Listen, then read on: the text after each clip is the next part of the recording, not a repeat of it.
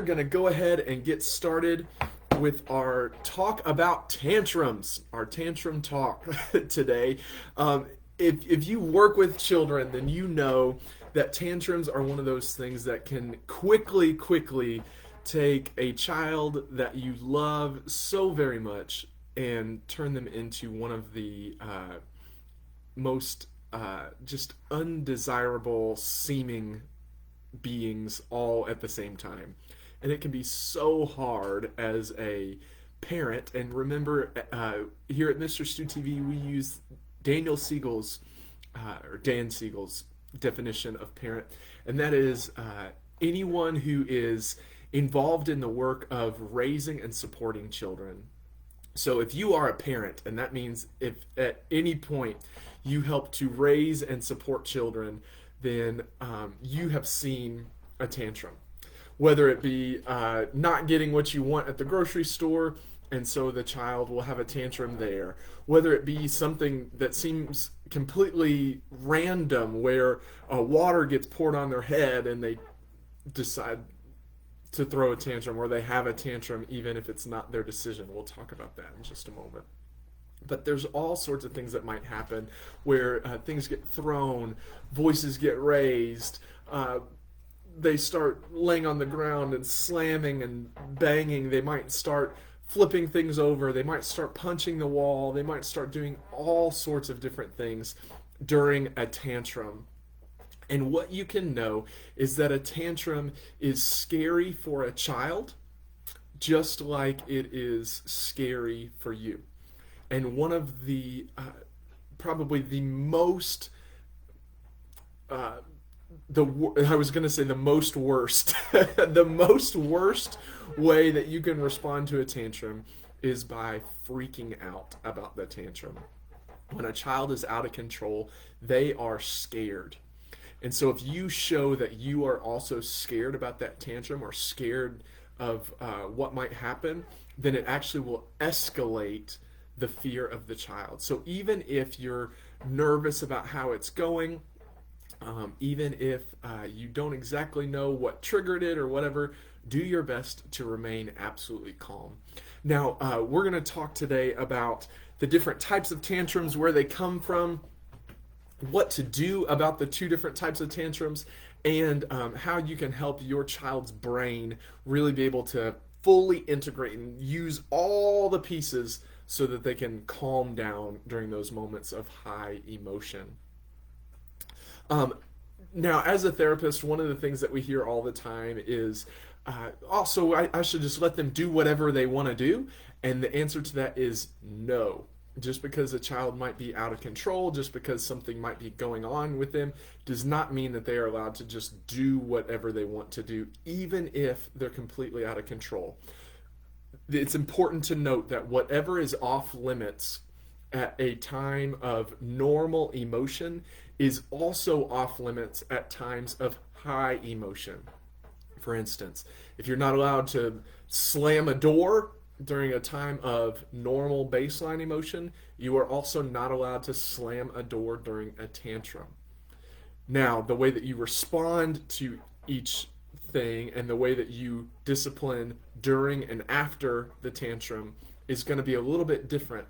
But it is important to note that no, you do not just let a child do whatever they want to do just because they are seemingly out of control. In order to understand tantrums, we have to talk a little bit about the brain and how it works. So many times we think that the brain is just one thing and it's all just kind of firing all at once, but that's not the case. The brain is actually divided into several different pieces. Today, talking about tantrums, we're going to talk about what happens in the left and the right side of the brain, as well as what happens from the bottom to the top of the brain. Now, we won't get into specific names of different pieces and things like that. We are going to talk about a few, but for the most part, we're just going to talk about left, right, bottom, top. And what you can know is that the right part of the brain is the emotional center of the brain. That's where emotions are mainly coming from. It doesn't mean that the left side of the brain doesn't have anything to do with emotion, but the right side of the brain is mainly the portion that is dealing with emotions. And the left side of the brain is the part that is much more logical. It also has to do with the words that are used to express those different emotions.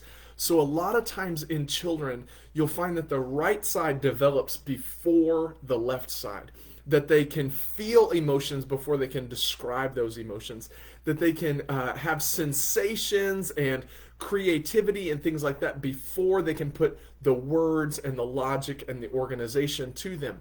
So, part of a tantrum can sometimes be that a child is feeling overwhelmed in the right side of their brain and they need it balanced with that left side. What you can do as a parent, if you can see that your child is very emotional, it's not so much a behavioral tantrum, but it just seems like their emotions are seemingly out of whack. Maybe they are overly sad or overly scared or even overly angry. A lot of that is happening on the right side of their brain. When you notice that it is much more an emotional tantrum than it is a behavioral one of the things that you can do as a parent is to name and tame your child's emotions. It's to Dr. Dan Siegel says, name it to tame it. So when you see that your child is feeling an overwhelming emotion, something like embarrassment or anxiety or stress, those are big emotions to a child that the child may not have the words for. And if they are responding to it in a way that is not the way that they should respond to that emotion, then they're going to get themselves in trouble. Here's an example. If a child is feeling embarrassed, many times they will feel as though they are angry. Now, responding to embarrassment is much different from responding to anger in and of itself. So when you see that your child is feeling embarrassed and they are feeling overwhelmed by that embarrassment, one of the things that you can do as a parent is to look at them and say, hey, it looks like you're feeling embarrassed. What that does is, again, because the brain is divided left and right, and they are weighing much more heavily on this right side, it feels very out of control because there's no organization most of the time to our emotions. And they also don't have the vocabulary for what this sensation is. So they just feel this churning and this overwhelming feeling. They have no idea what it is. They have no idea that it's a normal part of life. They just think that something is wrong. So there's this churning on the right side of their brain. And when you say, hey, it looks like you're feeling embarrassed, then it can balance out, and it's like, oh my goodness, this feeling is not something that only I feel. It's got a name to it, and my parent knows what it is, so my parent must know how to help calm it down, and it helps that tension even out. It might sound very simple, but one of the main things that you can do if your child is facing an emotional tantrum is just to help them name and process that emotion. The way that you do that is to notice it in your child. So to say, it seems like you're feeling embarrassed. It seems like you're feeling stressed. It seems like you're feeling anxious. And when you can name that for your child, then you can go into what that means. It seems like you were embarrassed when little Susie scored the goal and you were the goalie. And then people laughed. It seems like you're stressed because you've got some homework that's due tomorrow and you waited until the last minute to get it done. It seems like you're anxious because you watched a scary movie and now you're thinking that that movie is going to happen to you. And again, it takes all that right energy and it helps balance it out with the left by bringing in your developed brain's logic, understanding, and vocabulary. You can help balance out your child's emotional tantrum. So that is one of the ways that you can help your child when they're facing an emotional tantrum.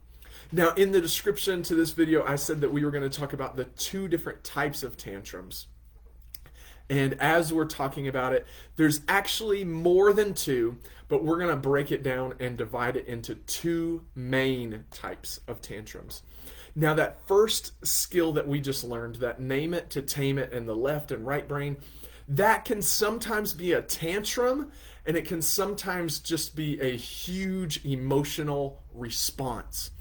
When that's happening, again, what you can do is take all that emotional energy, help name it and tame it, and then it helps settle it down. Because again, if a child then in the future knows, oh, I'm feeling embarrassed, then they can react as if they're feeling embarrassed, not angry or scared or just sad on its own. The more specific you can get with naming an emotion, the better a child can be at responding to those emotions, because each emotion can have a different response. For instance, if you are just happy, then you'll respond to that differently than if you are excited and getting yourself in trouble because you are overly excited about something. So if you can help name it, then you can help tame it.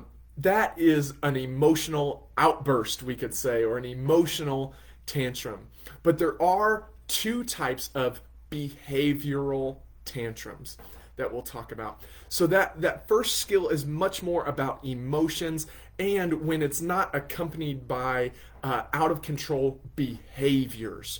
A lot of times kids can just feel this emotional, this sense of overwhelm from their emotions, and that naming it and taming it can help them calm down in those times. Now, the two types of tantrums, the behavioral tantrums, there are two kinds of those.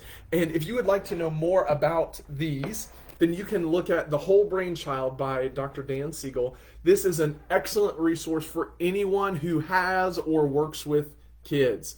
If you want to be able to integrate your child's brain, if you want to know more about where children's emotions come from, where their behaviors come from, and what you can do as a parent to respond and help their brain to grow and fully integrate, this is the resource that you want. It's inexpensive on Amazon. You can buy the used versions as well, and grab this, and it will really help you and your child be able to connect in some new ways. But in this book, Dr. Dan Siegel talks about the two types of tantrums. So we've talked about the emotional outbursts. Now let's talk about tantrums, those behavioral episodes where it seems like this being that you love so much has now turned into a monster. There's two different types of tantrums. The first is what's called an upstairs tantrum, and the second is what's called a downstairs tantrum. In order to talk about that, let's talk just a little bit more about the brain. We talked about how the left side has to do mainly with logic and vocabulary, and how the right side is much more emotional. Well, the brain also has different jobs from bottom to top. We talked about this a little bit last time on our last Facebook Live, talking about why everyone needs a therapist. So if you haven't checked that out, feel free on the MisterStuTV Facebook page, go on there and look at our past Facebook Live about why everyone needs a therapist. But just really quick, there's a few different sections of the brain, but the main pieces that you need to know about today are what are called the brainstem. It's at the base of the brain in your neck. The limbic system, it's kind of the piece that's between the two ears. And the cortex, that's the part that's behind your forehead. Also in the limbic system, there's a tiny little piece about the size of an almond that's called the amygdala. Now, again, I'm not going to go into detail about what each of these pieces of the brain do, but just very quickly, the brainstem's job is to keep you alive. It regulates things like heartbeat, breathing, digestion, things like that. The limbic system's job is your emotions. So I know we said that it's mainly on the right side of the brain, and that is true, but it's also in this mid portion of the brain is the limbic system that helps you feel emotions, but then that left and right, it helps you to be able to name the emotions, and then in the future when you feel that emotion, it's also the part of the brain that helps you remember that you felt this before and helps balance it out. So that's the limbic system. And then there's that little piece called the amygdala. That's the body's smoke detector or alarm system. It's responsible for saying whether or not something is dangerous. Then there's this piece behind the forehead that's called the cortex. Now that's where logic, problem solving, and rational thinking all take place. They all take place back here in the cortex. Now, as a small child, the cortex is not fully developed. As a matter of fact, most of the brain is not fully developed. And even as you grow into adulthood, becoming a senior citizen, even long into your life, your brain continues to develop. Now, neuroscientists used to think that the brain stopped development at about age 25.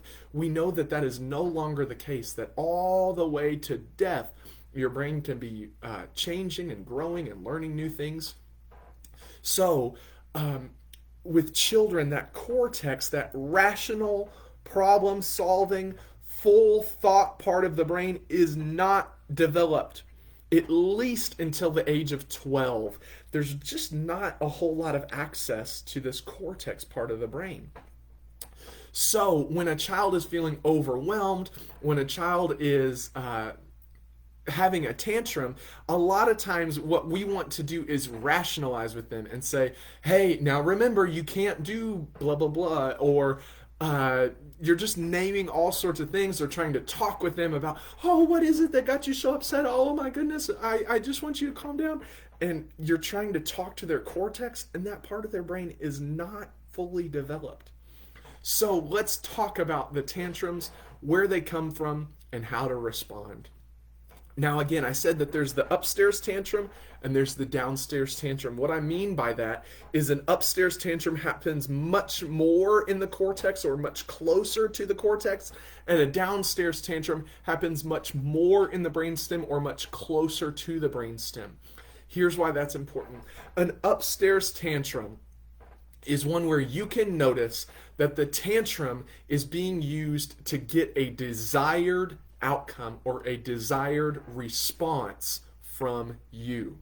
A great example of this is when I was young, I always wanted WWF action figures. I wanted those every single time we went to the grocery store. If I couldn't get one, I wouldn't throw a tantrum. I can say that, but I would get very upset.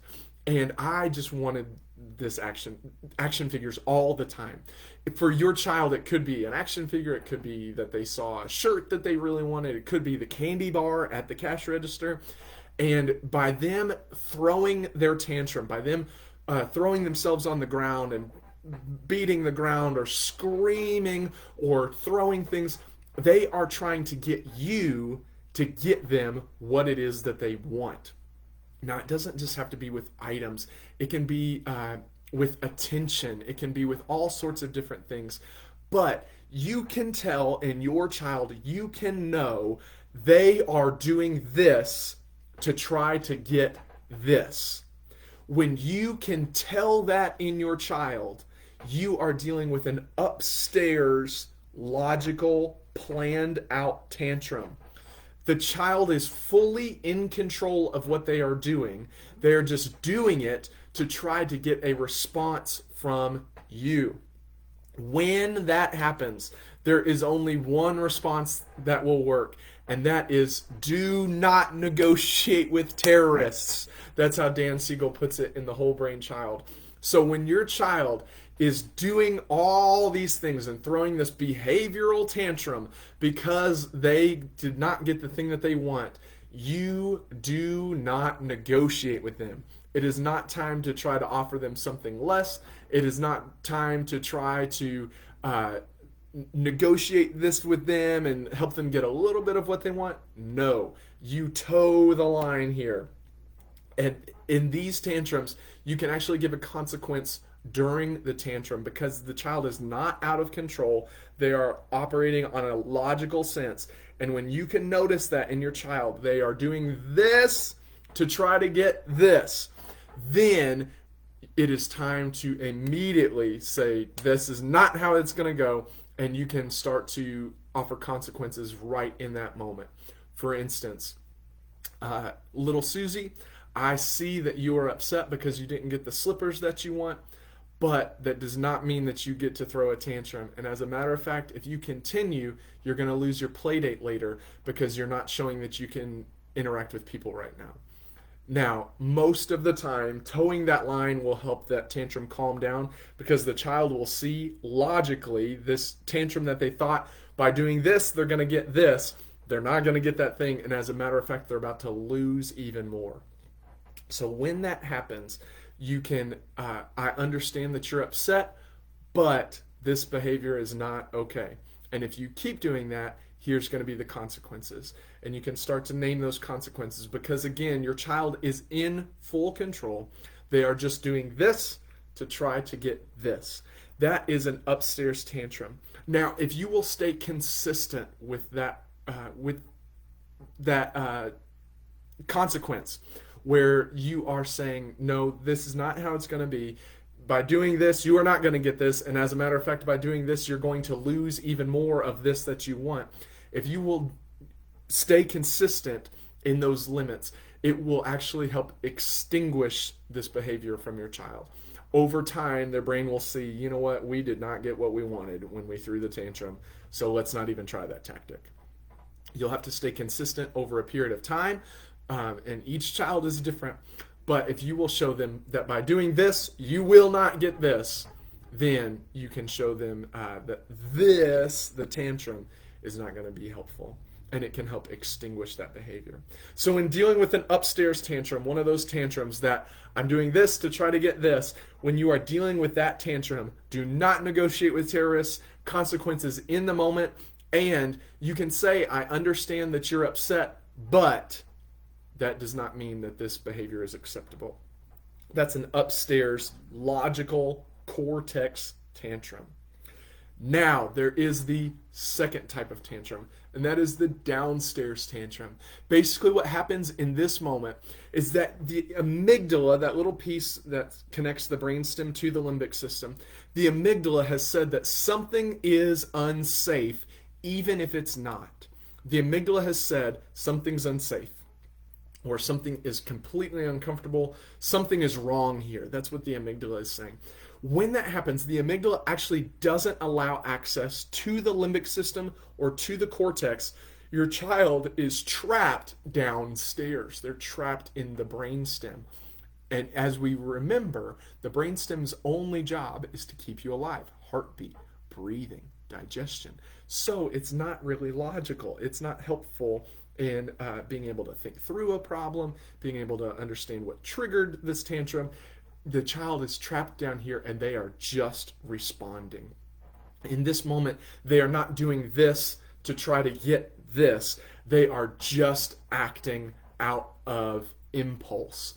They are, it is just a part of their development that their brain has said, something's unsafe, we've got to make this stop. So this is where running away can happen. This is where swinging fists wildly can happen. This is where just screaming uncontrollably can happen, all because the child is trapped down here in their brainstem.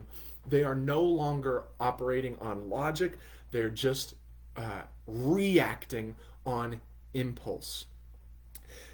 They've literally gone out of control. They've literally lost their mind. What you can know too is that the brainstem does not have much of anything to do with hearing or sight. So if you are trying to logically talk with your child, or if you're trying to show them something to help them calm down, that's not really going to work because they're trapped down here in the brainstem. They're not able to have access to the pieces of the brain that help them to see and to hear. Your child's brain is literally offline other than these reactive pieces down in the brainstem. When that happens, the first thing that you can do is to help calm your child. Now, in that upstairs tantrum, what we said is the first thing that you can do is, I understand you're upset, but this behavior is unacceptable, and start naming consequences. When the child is trapped downstairs, they're not thinking about consequences, and they can't really think about consequences, and their brain at that time doesn't care about consequences. They're just trapped down here in their reactive part of their brain, that impulse part of their brain, that stay alive part of their brain. So the first thing that you have to do is help the child calm down by letting them know there's no real danger here. You're safe. And the way that you can do that is with a loving touch, whether that be a touch on the shoulder, whether if you are the child's legal guardian or biological parent, you can bring them in for a closer hug.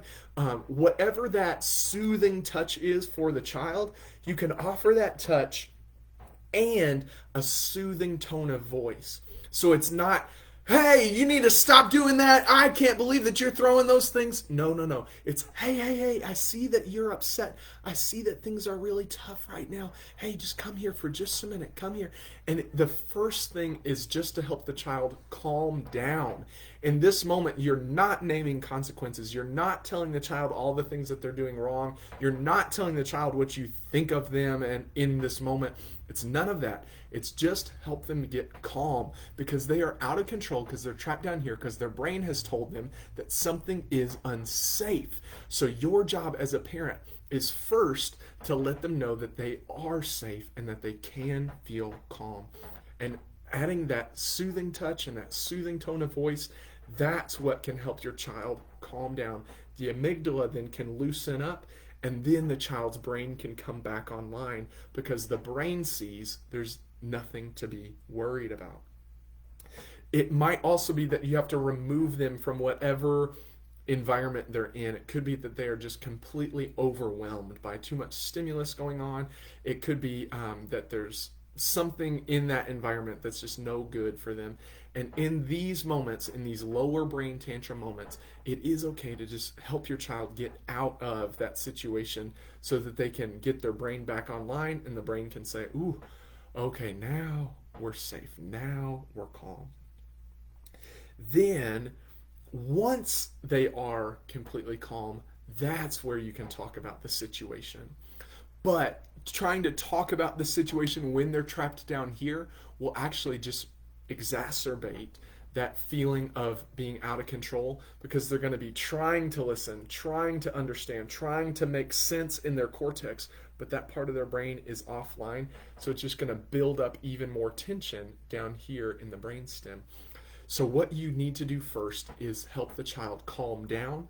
Once you can see that they're calm, that's where you can talk about what happened, how to help it not happen in the future, and the consequences for those things that happened during the tantrum. Because again, remember that just because a child is having a tantrum, and even if it's a lower brain tantrum, even if they're out of control, that does not mean that the child is allowed to just do whatever they want to do.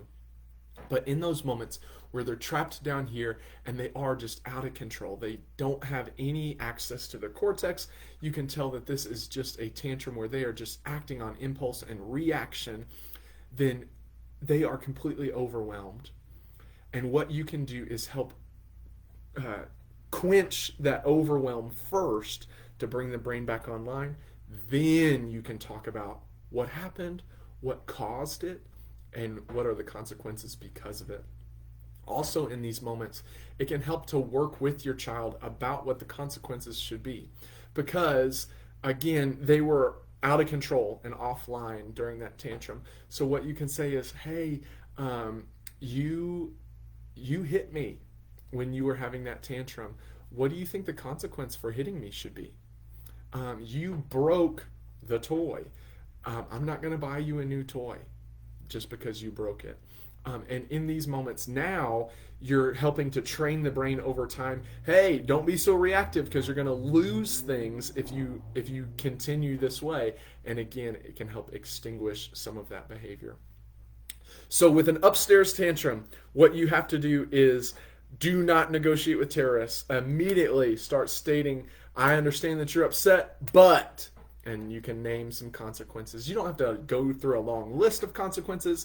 It can be just one consequence. Then if that behavior continues, then you can start adding some more things. But remember, you don't want to just pile on a ton of consequences because that's going to be a lot of trouble for you to keep up with. So try to have as few consequences that are logical in that moment. If you're dealing with a downstairs tantrum, what you need to do first is help your child calm down. The way that you do that is through a loving touch and a soothing tone of voice. And when you can do that, After the child is fully calm, then you can talk about the situation, what happened to cause it, and what the consequences for that can be. And finally, if you can tell that your child is just facing a big emotion and they don't know what to do with it, you can know that they're trapped more on the right side of their brain, and you as the parent can help them to balance that out by naming the emotion. And when you name that emotion, it helps pair it to the left side, and all this chaos that was going on in the right can now be balanced out in the two sides of the brain, and that limbic system can remember that emotion, so when it's felt again in the future, it can help them to calm down. So there's the two types of tantrums and how to respond to each. Upstairs tantrum, do not negotiate with terrorists. Downstairs tantrum, that loving touch and that soothing tone of voice. And if you can tell that your child is just facing a huge emotion, and it's not necessarily a tantrum, I would call it an emotional tantrum. But if they're just facing an emotion and it just seems out of control, just know they're trapped on that right side, and the way that you can help them is to balance it out on the left by helping them name the emotion to tame the emotion. Hopefully this was helpful for you in dealing with children's tantrums, and hopefully it can help you to be able to look at your child with loving concern when these things are going on, rather than being so just put off by whatever is happening in your child in that moment. Thank you so much for joining us. Remember that whatever your child is feeling, it is okay to feel however you feel. You choose how to respond. And the same is true for you. Your child is watching you. They are making patterns in their brain based on the patterns that they see in yours. So do your best to be a loving, caring, supportive parent. And if you'll do that, then you will raise children who will know that they are loved and supported. And those are the children that can thrive in today's very, very difficult world. We'll see you again on the second Sunday in October. That is October 9th. On October 9th, we're going to have another Facebook Live at 5, and I'll see you back here for that. Make sure to follow at MisterStuTV everywhere on social media, and like, subscribe, follow, whatever the thing is for whatever system you're watching. And make sure to watch each Thursday on YouTube, as we are releasing 6 new episodes of MisterStuTV. I think we're on episode 5 is coming up this week. So make sure that you don't miss out. Go to YouTube, search for MisterStuTV, all one word, and you'll see our videos there, and more to come. We're so excited that you're partnering with us, and we hope that we are helping provide creative and engaging moments discussing mental health, because we believe that all children deserve to be seen, heard, understood, known, and loved, even when they're having a little tantrum. I'll see you again next time, and until then, make sure that you are helping to soothe, support, and comfort your children. See you later.